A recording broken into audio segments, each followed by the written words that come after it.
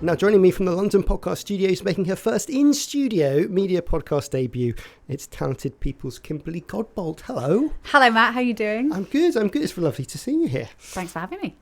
So we've been talking a lot on the show about kind of like the slowdown in TV commissioning, and at the TV festival a couple of weeks ago, it was definitely the hot topic, wasn't it? Just this change in commissioning. I mean, what's the effects on some of the people that you look after or kind of come through your doors? It's absolutely massive. It is all anyone can talk about. It is all we hear about. We obviously sit right in the middle between all the production companies and channels and streamers who are, looking to us when they have roles to give us to work on, and then all of the thousands and thousands of freelancers who are desperately looking for work. So we're really sensitive to even a fine market difference, and this is absolutely huge. It's been really, really hard for everyone, and I know that's been said a lot, but it is true. It hasn't got a lot better, and to the point where even just in the last 24 hours there's been a post on Reddit where someone is writing a letter to telly to hand in their resignation, right. Which is one of, sadly, many that we already know about. But well, you've got to work, haven't you? You got to do something if you can't find a gig. You have, and people are leaving. I think also people are fairly annoyed with the senior people who are sitting in cushy staff jobs telling them just to hold their nerve. I think that's patronising now. Because, as you say, people have got to pay mortgage, rent, bills, etc., and live. And with the cost of living going up, it's an absolute nightmare for people. So there's only so much. Well, you need to use this time to upskill yourself, or you need to use this time to wisely make yourself better at something that people want to hear, even though that is kind of the best that people can do at the moment. But there's a lot of anger and there's a lot of upset because after COVID, and people got back up again. Loads of people were, production managers, for example, were like back in their droves. We love you. You can charge any rate you like. We need you. All this love. And then all of a sudden, they're kicked kicked at the knees again and back on the ground. Is there any sort of genres that are coming back quicker, or that there's any idea from? Because a lot of kind of factual sort of disappeared. Is there any kind of good signs, or is it still a little bit too early? I mean, I think we are sensing September, October, there will be a little commissioning bump in certain unscripted genres, like there usually is, just because commissioners have been away. Stuff still needs to be on the telly. Yes. And so there will be bits and bobs that have been in development for a long time. So yeah, I'd say, some big formats and fact-ent stuff is prickling and may come through. But on the whole, everyone's saying it's kind of next year it's going to come back, properly. And you set up a podcast kind of precisely for this community of people.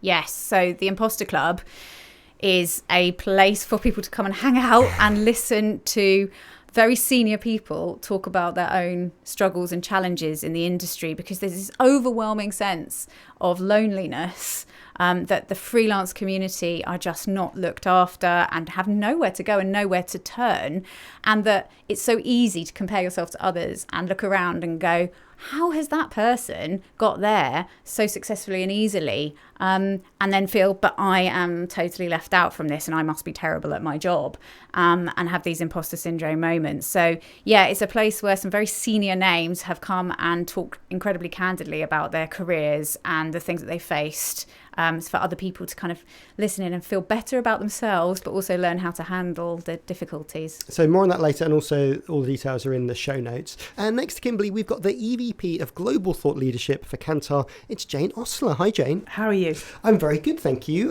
So we're going to talk about your media reactions research a little bit later on. But come on, before we start, give us one wow statistic. What's the thing that surprised you when you were going through the crosstabs? I think, obviously a lot of time spent looking at the data this year.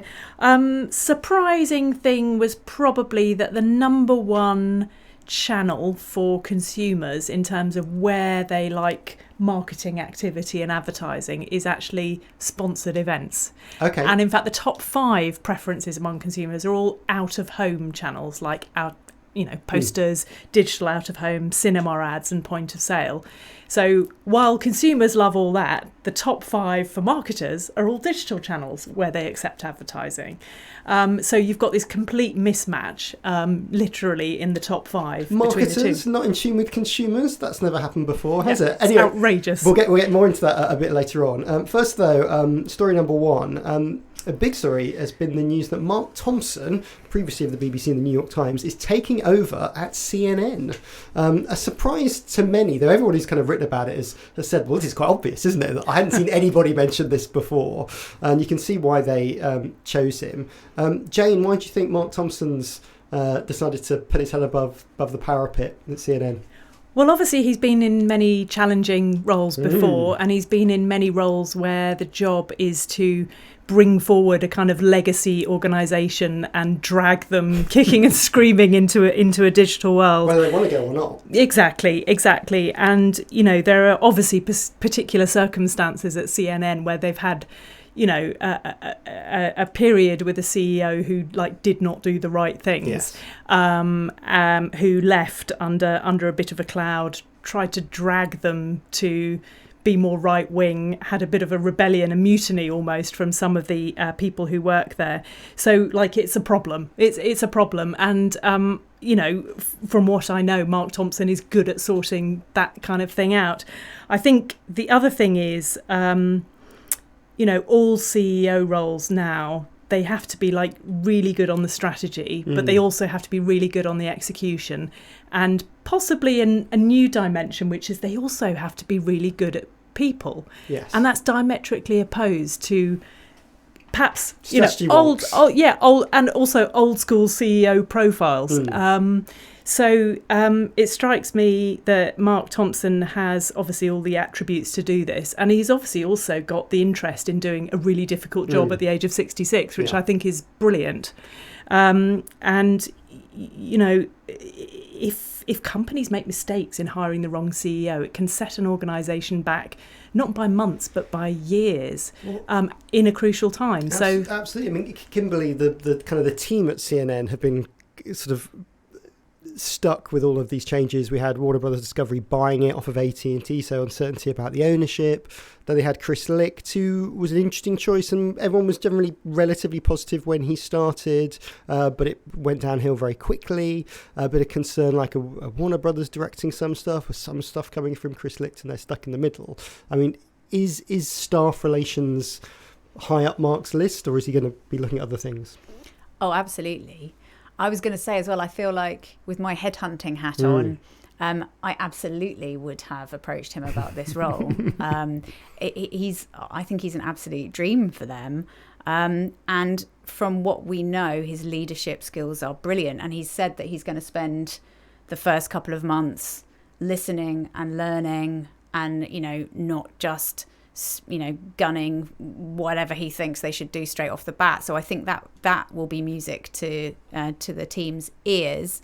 And yeah, I mean, he's had his fair share of ups and downs, but I think, with CNN being described as a legacy media brand, but with a messy digital strategy, I think seeing as he was credited with the iPlayer before even Netflix, I think he's got a really brilliant chance of helping everyone discover what it is again. I mean, I don't even really have a sense of what CNN is or wants to be anyway. For me, it's just a news, that's a ridiculous word to use, but it's a news channel that feels quite dry with these allegations of bias. So what does it want to be? Does it want to be making more premium content? And, I'm sure he can nail that strategy, as Jane said. It's interesting, isn't it? I mean, there's a lot of challenges for the brand. It's an amazing brand. Everyone knows what it is. CNN.com is one of the biggest websites in the world and never really gets talked about. Everyone obviously obsessed, particularly in America, with the domestic TV channel and who's on prime time to kind of hundreds of thousands of listeners. I mean, the ratings for all cable news channels are quite small in the States.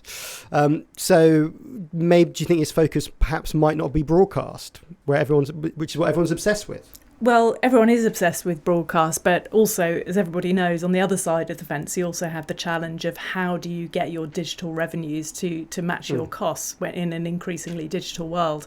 And Mark had, huge success at the New York Times in, developing the subscription offer, making that profitable, making that one of the only successful subscription operations globally.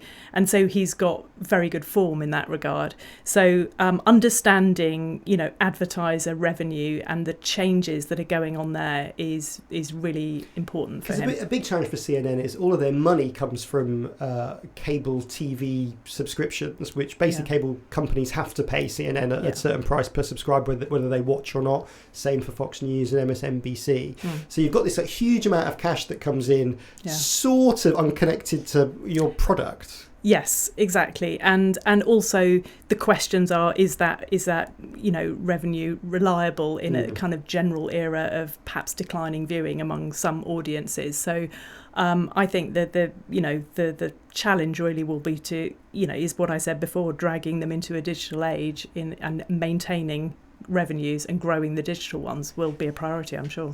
I mean, I have just such respect for the guy. I mean, who would take that on in their 60s? And if he's going to do anything close to his, acquiring Wordle when he was at the New York Times, I mean, we've got, exciting things in store for CNN. Also, apparently he can cook, So, like, he's multi-talented, good with people and a cook. So, like, what's not to like, really? Well, I'm sure we will keep up to date with what Mark's doing. I think he was in at CNN on Tuesday this week, so he's already in and he starts next month. Okay, on to Facebook, and sticking with news, Meta has closed the tab marked Facebook News, and whilst news stories are going to be still available, of course, in people's feeds, the tech giant's no longer going to pay UK news outlets for featuring their stories. Jane, how is this going to affect people? What were they doing and where are they now? Well, the introduction of the separate tab for news was I guess a risk that Meta took on the Facebook app to presumably try and separate the commercial realities of the news and the consumer content, but also from a user experience point of view to try and encourage more people to post their own social content in perhaps a time when they were stopping doing that so much.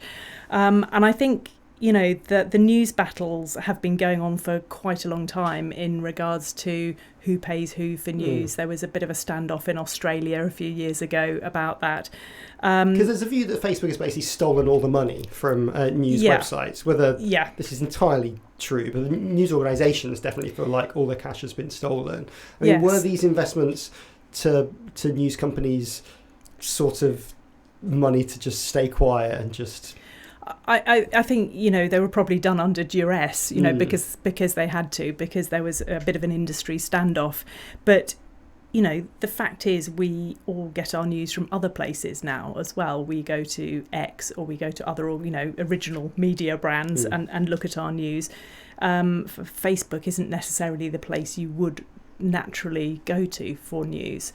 So I think it's not only a sort of strategic and a revenue decision, but it's also it's presumably just less hassle for them. Do you think, Kimberley, the big tech companies Google and Facebook should have to kind of pay a news tax, and that they're taking a load of advertising money that comes from attention? If you want good stuff, news and insight and investigations, they're the ones that should pay for it. It's not a bad idea. I mean, so people expect so much for free, don't they?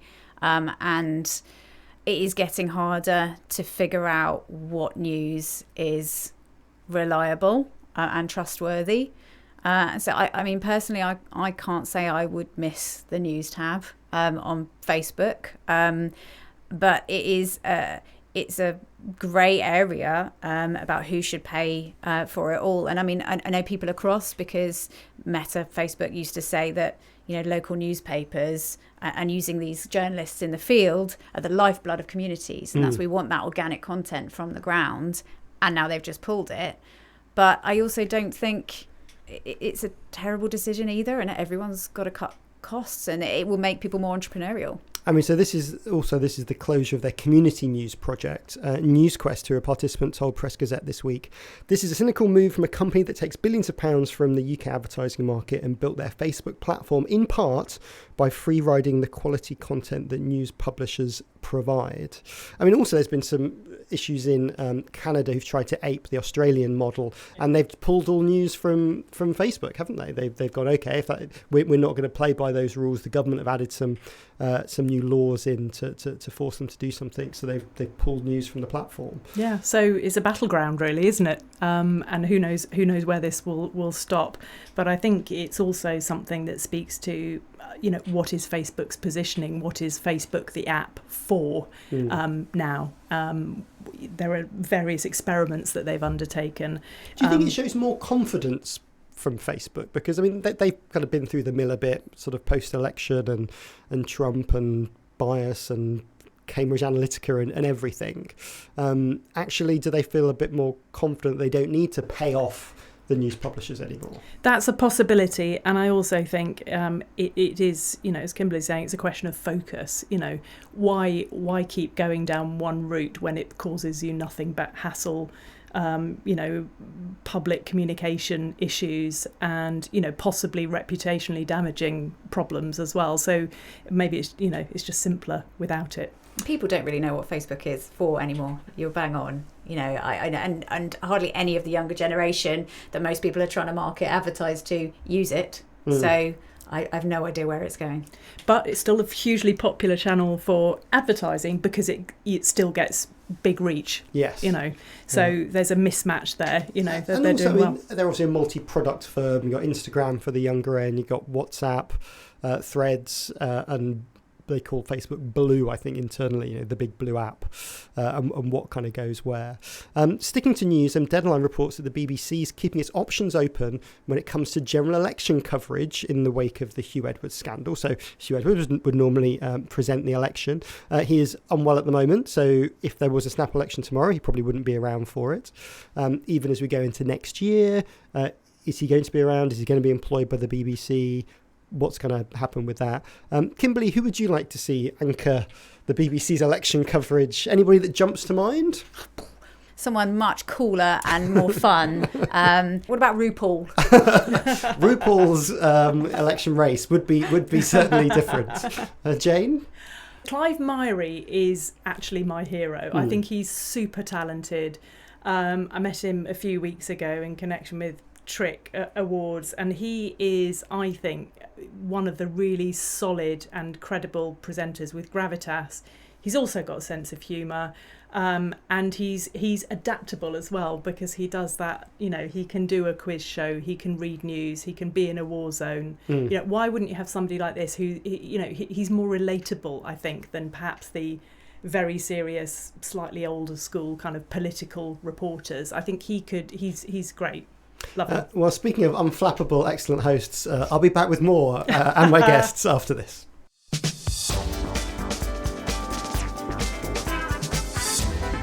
Kimberley and Jane are back with me for a deep dive into Kantar's reaction survey for 2023.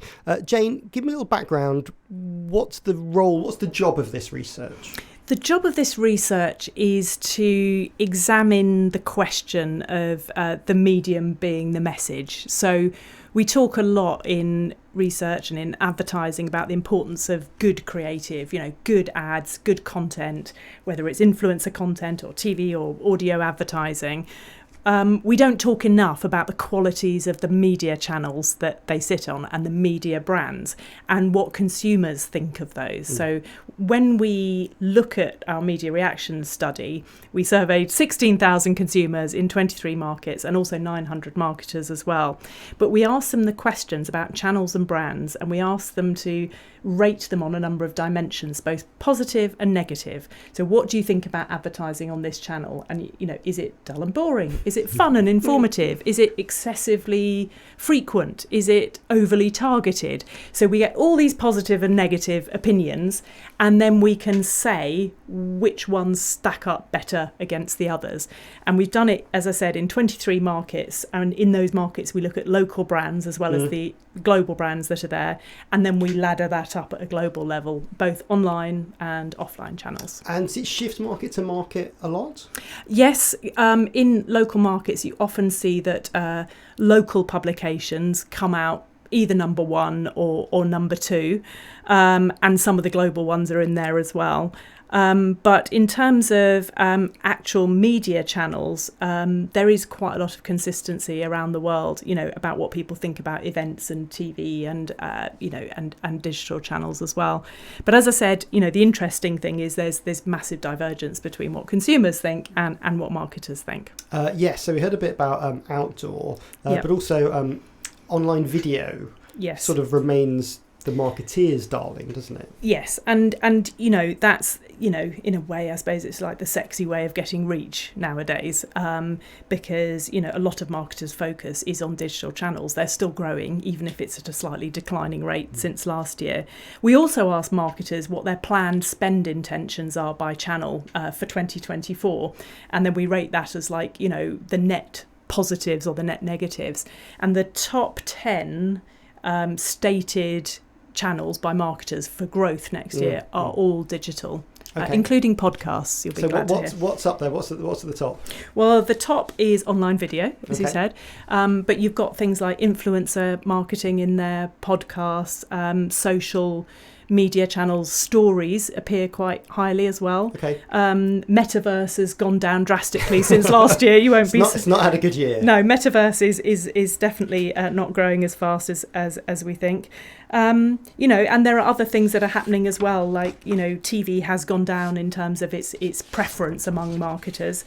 And is that because it's losing its sort of mass reach, or is it just not? Is it just a sexiness thing? It's just not quite sexy anymore. It's a combination of things, and it's more about what is top of marketers' minds, I think, and what's top of marketers' minds appears to be a whole host of digital channels, and marketers are, whether we like it or not, attracted by new and shiny things as well. So right up there for marketers in terms of channels are YouTube, Google, Instagram, TikTok and Spotify. Among consumers, ironically, among the digital channels, they really like Amazon, advertising on Amazon.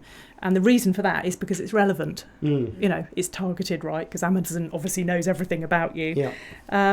So, marketers, though, have got a lot to deal with. And it's not that TV is performing particularly badly. It's just that other channels are viewed positively slightly more. And TV companies, of course, claim, well, they're in that world anyway with their own players. And, of course, and streaming. SVOD and BVOD. Yeah, and all of that is performing well. It's linear TV, which isn't right up there, top of mind. So whilst kind of consumers prefer Amazon ads and marketers quite like the old video streaming ads, consumers not a fan of video streaming ads, are they? The consumers have difficulty with advertising generally. It's not something you say, oh yes, I really want loads of advertising, isn't it? Yeah, isn't it? Isn't it great? Yeah. So which is why when they look at consumer channels are all the offline ones that they can experience in real life, more immersive things. And it is exactly your point, Kimberley. It's to do with control. So digital ads, I think they are getting better, but there's still quite a lot of pop-ups and sort of things you have to click an X on and, get rid of. I think it's, but having said that, influencer advertising performs okay among consumers. So it's the newer format, and TikTok advertising is liked by them as well. So I think it's to do with the formats. So Elon hasn't killed off social media yet then? Well, X hasn't performed very well in this year in terms of the brand rankings. And when was the field work for this? It was April, May this year. Okay. So not very long ago. And so during the Elon period, and among advertisers, there seems to be a trust issue, and marketers next year aren't so enthusiastic about X. I still can't say it properly, but yeah. Well, fingers crossed we won't have to talk about it for that much longer. In terms of audio, music streaming and podcasts are also growing, but radio's had a bit of a wobble. Radio's had a bit of a wobble, much like many perhaps offline brands or brands that, channels Heritage, that are perceived to be offline. Audio generally is still liked, and Spotify has performed well as well in the rankings. But among audio, podcasts are the thing that, marketers want to spend more on next year. I think, the evergreen challenge is not whether you do it or not, is how you do it, and then whether it's impactful. But what we do know is that if you advertise on those channels and those brands that consumers like and they have a preference for, the ads tend to perform better. Okay. So it's kind of in your interests as a marketer to understand what consumers think. Interesting. Kimberley, when you're advertising jobs or you're reaching a group of people that want to hear about opportunities, is there a shift on where that kind of communications go, or where you find your clients both ends, I suppose? Yeah, that's an interesting question, because certainly, a lot of people in the TV industry advertise their jobs, including us from time to time, on Facebook, the inside groups, but not paid ads. I think it's more about community for TV types. LinkedIn will always be a good place to advertise. More so, I think, for creative people. I think LinkedIn is an incredibly exciting place to be talking and advertising, and people used to think it was dry and corporate and boring, and it really isn't that now. But I think the effectiveness of advertising comes down a lot to do with trust. I mean, a lot of that is what Jane is saying her report talks about, and relevance, but it's also about expectations. I think podcasting advertising is kind of accepted because podcasts are still relatively new, and therefore it sort of just happened that you expect there to be adverts because there always has been. Whereas YouTube video streaming advertising is so annoying because it never used to be there, certainly not at the top, and now I've got to sit through 2 ads that I can't wait to press that skip ad button as soon as possible. I mean, it is interesting, some of those platforms are changing. As a YouTube channel owner, I got an email from them this week saying, we're removing your ability to decide where the adverts go. And it's like, oh, we've learned you make more money if you leave it to us, and basically don't remove the things that we quite like here. I think there's also a bit of people's perceptions change as their own media consumption habits change too. So if you're much more comfortable living in LinkedIn, actually then that as an advertising destination works for you a bit more now. Again, it's a warm place to exist. I think it's about community and trust. So you're going to see it, you're going to accept it, you're going to take it at face value. Whereas if something's being served up to me just because I'm there at the time, then I won't like it. I'll react adversely to it. And I guess one good example is that the ads have to tie in with the type of channel that it is. So if you look at something like TikTok, we've done loads of research which shows that the more you customize your ad to the channel, and taking all the advantages of the technology, the music backgrounds, the editing techniques, all of that kind of thing, you make it fun and entertaining because that's what the channel is about, they are more impactful. So you're absolutely right, you have to kind of lean into what that channel is about and do it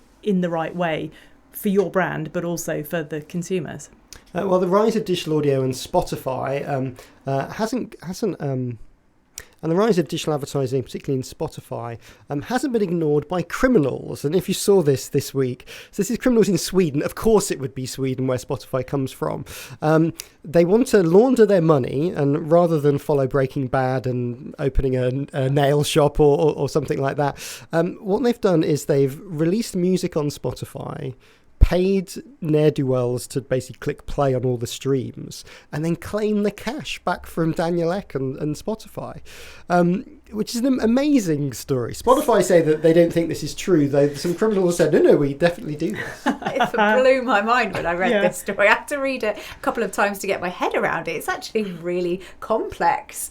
But no, I mean, obviously not fair play to criminals, but fair play to the creativity perhaps of criminals. I mean, this is a group of people who definitely understand platforms, technologies and advertising. Yeah, I mean, the way I see it is that it's kind of, a few years ago we were talking about click farms, where people would just click on things to boost click rates. It's kind of click farms, 2.0, I think we're experiencing here.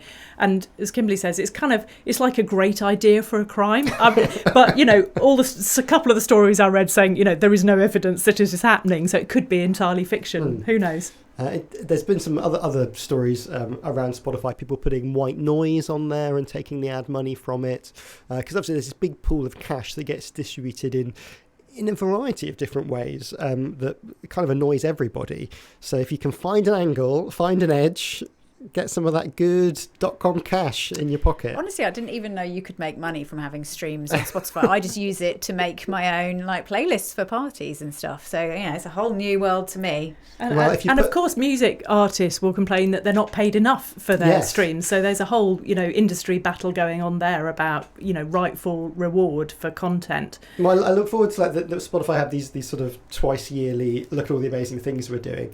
I look forward to like the VP of artist payment coming on. Well, the Criminals think it's pretty good split of the cash. Okay, there's just enough time for the media quiz. This week it's all about the National Television Awards.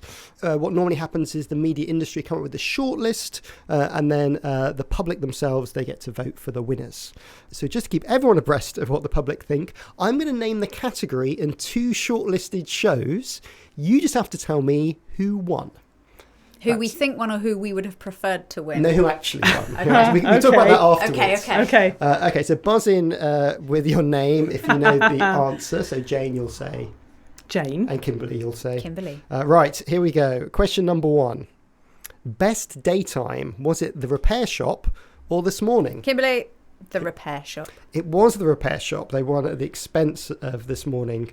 Obviously had a few fireworks this year. But also, who doesn't love The Repair Shop? The public got that one right. It's a reassuring programme, isn't it? And it sort of makes you cry and, what's not to like, really. And it did mean we didn't have to put up with the dreadful we're all hungover on This Morning gag they do every year after the NTA. Yeah, but they don't do that anymore, obviously. So. Yes. Okay, question number 2.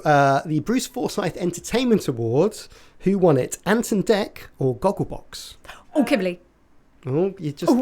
Go on then. It was Gogglebox. It was Gogglebox. They're celebrating 10 years this year. But don't feel too sorry for Anton Deck. They did come away with their 44th NTA award this year for Best Presenters. Yeah.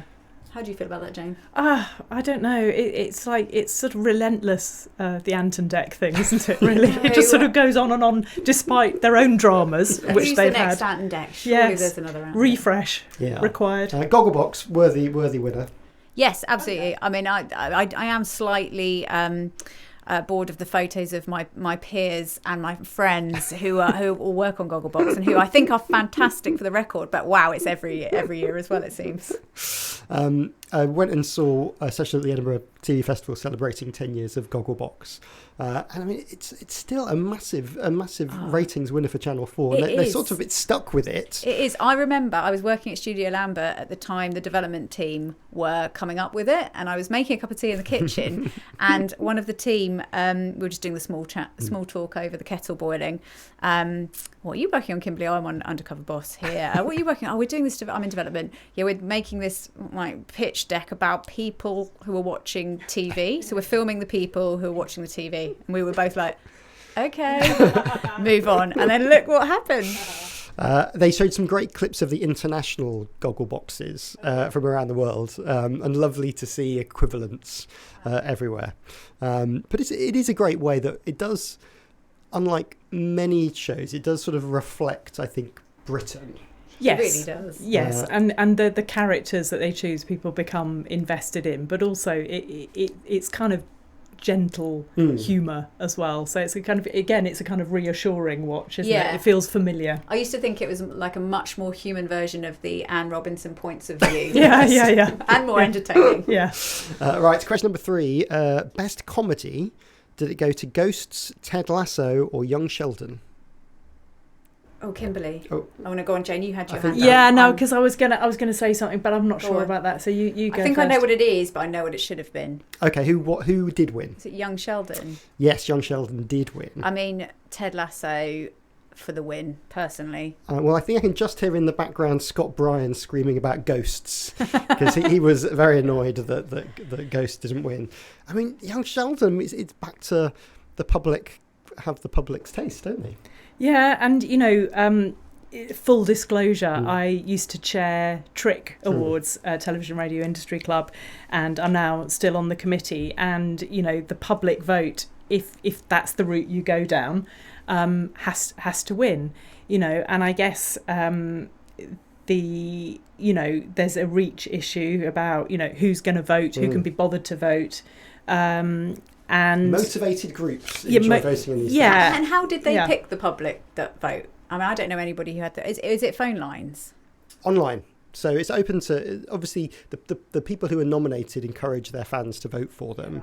But obviously some have bigger social reaches or can reach out to different groups. Yeah, I mean, in market research, obviously we do research differently because you look at, representative populations. See, I'm all in for that. Yeah, that sounds demographically weighted and all that kind of thing. But these awards, can't be done like that. That's too complicated. So, it's just how it is. Well, congratulations, Kimberley. 3 out of 3. Yeah. I failed. As a prize, you get to lead the media podcast development slate for 2023-2024. Perfect. Thank you to you both for joining us today. Where can people keep up with what you're doing? Kimberley.